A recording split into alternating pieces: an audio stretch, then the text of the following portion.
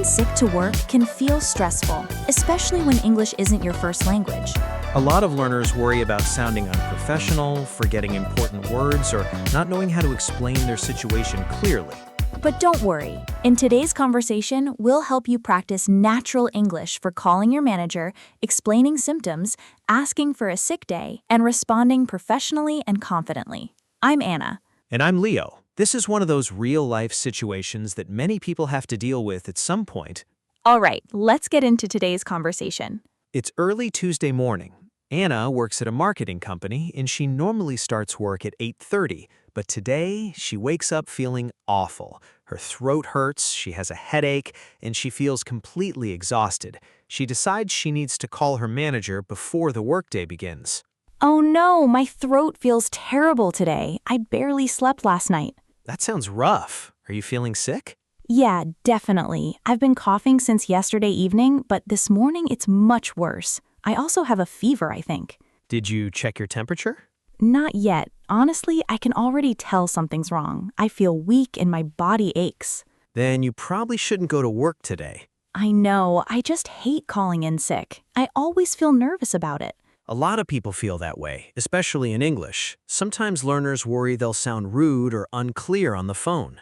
Exactly. I never know how much information I should give. That's completely normal. The good news is that work conversations are usually simple and direct. You don't need a long explanation, you just need to communicate clearly and professionally. Right, that makes sense. By the way, calling in sick is a very common English expression. It means contacting your workplace to say you're too sick to work. Calling in sick. Got it. All right, let's practice. Imagine I'm your manager. Okay, let me think for a second. Take your time. Hi, Leo. This is Anna. I'm really sorry, but I'm not feeling well today, and I don't think I can come into work. That sounded natural already. Really? Absolutely. It was polite, clear, and professional. Good. I always worry I'll sound too direct. Not at all. In fact, being too indirect can sometimes create confusion. That's true. All right, let's continue the conversation naturally.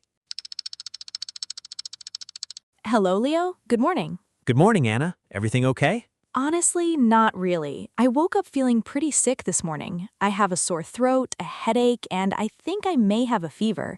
I don't think I'm able to work today. I'm sorry to hear that. Thanks for letting me know early. Of course, I wanted to call as soon as possible. That's always a good idea. Managers usually appreciate early communication because it gives them time to adjust schedules or meetings. Yeah, I figured it would help. Do you think it's just a cold or something more serious? I'm not completely sure yet. It might just be a bad flu, but I honestly feel terrible right now. Understood. Have you seen a doctor?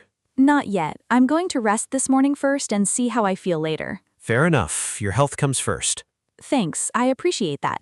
No problem. Do you think you'll be back tomorrow? I hope so, but I don't want to promise anything too soon. That's reasonable. Just keep me updated later today or tomorrow morning. Sure, I can do that. Also, don't worry about today's client meeting. I'll ask Sarah to handle it. Oh, thank you. I was actually worried about that meeting. We'll manage. The important thing is that you rest. I appreciate it, really. Of course, try to drink plenty of fluids and get some sleep. I will. And if your symptoms get worse, you should probably see a doctor. Yeah, definitely. All right, get some rest and feel better soon. Thanks, Leo. I'll keep you updated.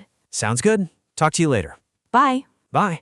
Honestly, that conversation went much better than I expected. See, sometimes the fear is worse than the actual conversation. That's true. I think I overthink it. A lot of learners do. They try to create perfect sentences instead of focusing on clear communication. Yeah, I do that sometimes. Another useful phrase people often use is, "I'm under the weather." What does that mean exactly? It means you feel slightly sick or unwell. It's a very common casual expression. So I could say, I'm feeling a little under the weather today? Exactly. That sounds much more natural than just saying, I'm sick. Right. Native speakers use expressions like that all the time. Good to know. A few hours later, Anna wakes up from a nap and checks her phone. Oh, wow, I missed 2 messages from coworkers. What did they say? Sarah asked if I could send her the presentation notes for the client meeting. Can you send them quickly? Yeah, I think so. Let me message her. Pause. Hey Sarah, sorry for the late reply. I've been resting most of the morning. I just emailed you the presentation notes and client updates. Perfect. That sounds professional and polite. Thanks, I'm trying to keep it simple. That's usually the best approach for work communication. She replied already. She said, "No worries, hope you feel better soon." That's nice. Yeah, everyone's being really understanding. Most workplaces prefer employees to stay home when they're sick, especially if the illness could spread to others. True, a few years ago, I probably would have gone to work anyway. A lot of people used to do that.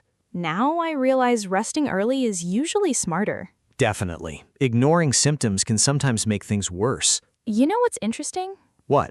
Even though I felt nervous about the call, the conversation itself was actually very short. Exactly. These situations are usually more direct than learners expect. I think movies sometimes make work conversations sound dramatic. That's true. Real workplace English is often calm, practical, and simple.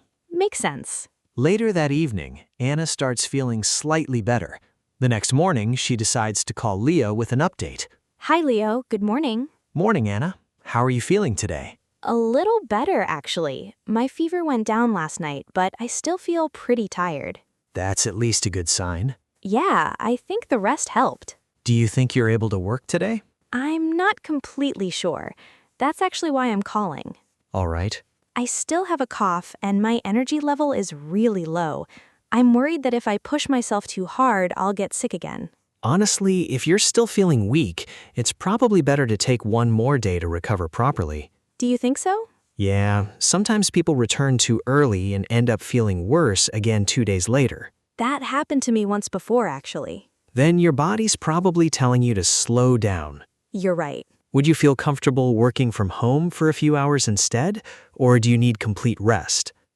I could probably answer a few emails later this afternoon, but I don't think I can handle meetings today. That's perfectly fine. We can keep your workload light. Thank you. I really appreciate the flexibility. Of course, communication is the important thing.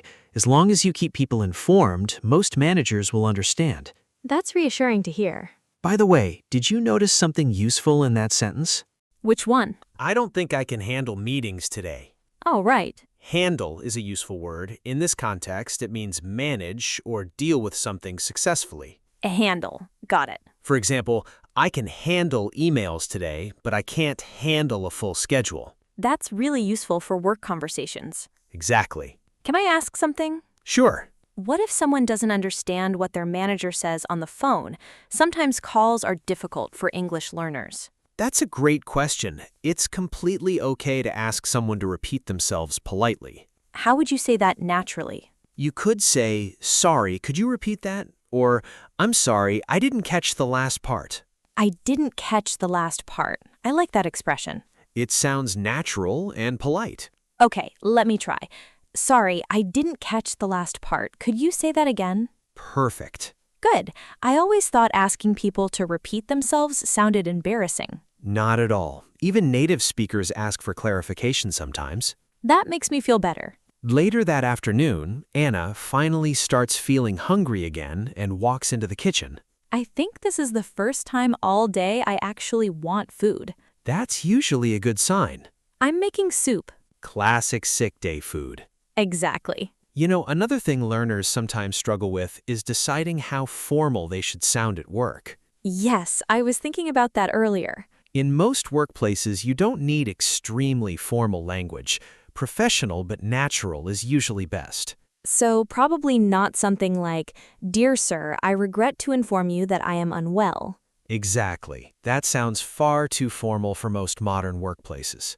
What would sound more natural then? Something like, "Hi Leo, I'm not feeling well today, so I need to take a sick day." Simple and clear. Right. I think learners sometimes believe longer sentences sound more professional. That happens a lot, but in real life, clear communication is more important than complicated grammar. That's encouraging. The next morning, Anna wakes up feeling much better and prepares to return to work the following day. Good morning, Leo. Hey Anna, you sound much better today. I definitely feel better. Still a little tired, but nowhere near as bad as before.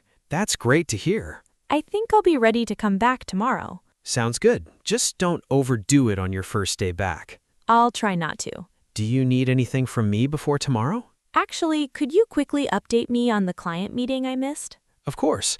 Overall, it went smoothly. Sarah presented the campaign ideas, and the client responded positively. That's a relief. They also requested a few small revisions, but nothing major. All right, I can review everything tomorrow morning. Perfect. Thanks again for being understanding this week. No problem at all. Honestly, you handled the situation very professionally. Really? Definitely. You communicated early, stayed in touch, and gave updates when necessary. That's exactly what managers usually want. That's good to hear. And honestly, taking time to recover probably helped you return faster anyway. Yeah, I think you're right. How do you feel now about calling in sick in English? Much more confident, honestly.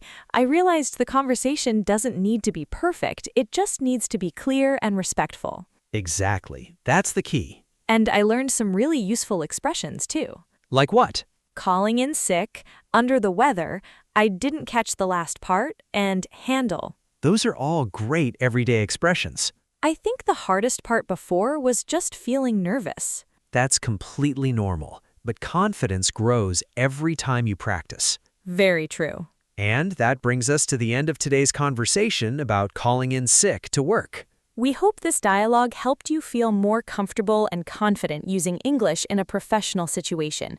Remember, workplace English doesn't need to sound perfect or complicated.